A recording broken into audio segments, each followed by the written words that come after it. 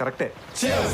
మెంతులు మెంతి కూర ఎక్కువగా తీసుకుంటే షుగర్ వ్యాధి తగ్గుతుంది.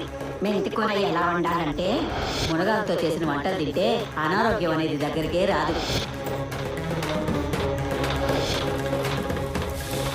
అన్నం తినేటప్పుడు మొదటి ముద్దలో కాస్త కాచి నీ కలుపుకొని తింటే ఆకలి పుడుతుంది, అజీర్ణం పోతుంది.